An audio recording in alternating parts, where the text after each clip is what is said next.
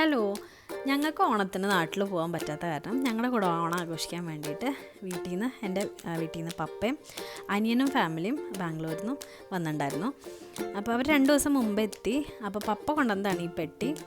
അപ്പോൾ അതിൽ നാട്ടിലെ പലഹാരങ്ങൾ, നമ്മുടെ അച്ചപ്പം, കുഴലപ്പം, മുറുക്ക്, പിന്നെ നല്ല നാടൻ കറിവേപ്പില, വീട്ടിലുണ്ടായ കറിവേപ്പില.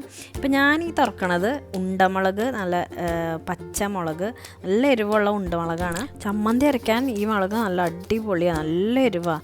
അപ്പോൾ ഇത് കടയിൽ നിന്ന് മേടിച്ചതാണ്. നാട്ടിൽ പോകുമായിരുന്നെങ്കിൽ നല്ല നാടൻ കാന്താരി വീട്ടിൽ നിന്ന് പറിച്ചത് അമ്മ കൊടുത്തുവിട്ടാണ്. ഇപ്പോൾ പോകുന്നില്ലല്ലോ, അപ്പോൾ ഇതൊക്കെ വെച്ച് അഡ്ജസ്റ്റ് ചെയ്യാം.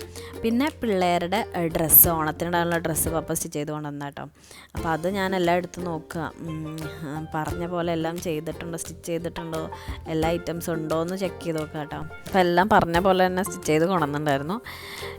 പിന്നെ പപ്പടം ഉണ്ടായിരുന്നു, ശർക്കര വരട്ടി, ഉപ്പേരി ഒക്കെ ഉണ്ടായിരുന്നു. പിന്നെ എൻ്റെ മുളക് പൊടി തീർന്നിരുന്നു. അപ്പോൾ ഞാനതൊരു കിലോ ഉണക്കി പൊടിപ്പിക്കാൻ പറഞ്ഞിട്ടുണ്ടായിരുന്നു. പക്ഷേ നാട്ടിൽ നല്ല മഴയല്ലേ, ഈ മുളക് ഉണക്കാൻ കുറേ ദിവസം എടുത്തു. പിന്നെ അടയുടെ ഒരു പാക്കറ്റ് ഉണ്ടായിരുന്നു, വലിയ അടപ്രഥമൻ്റെ അടയുടെ ഒരു പാക്കറ്റ് ഉണ്ടായിരുന്നു. സൂരജ് ബ്രാൻഡിൻ്റെ തന്നെ വാങ്ങിച്ചോളൂ എന്ന് ഞാൻ പറഞ്ഞിട്ടുണ്ടായിരുന്നു. പിന്നെ മന്തി റൈസ് ഉണ്ടായിരുന്നു. നാട്ടിൽ വാങ്ങണ മന്തി റൈസാണ് ടേസ്റ്റ്. ഇവിടെ വാങ്ങിക്കണ ഒരു സെല്ല റൈസ് എന്ന് പറഞ്ഞ് കിട്ടും, പക്ഷെ അത് ബസ്മതിയുടെ ഒരു ടൈപ്പാണ്, അപ്പോൾ അതത്ര പോരാ. പിന്നെ അച്ചാറുണ്ടായിരുന്നു, വടുകപ്പുളി നാരങ്ങയുടെ അച്ചാർ. തൃശ്ശൂർ കിട്ടുന്ന ഒരു ബ്രാൻഡായിട്ട്, തോളൂർ, നല്ല അച്ചാറാണ്, നല്ല ടേസ്റ്റാണ്.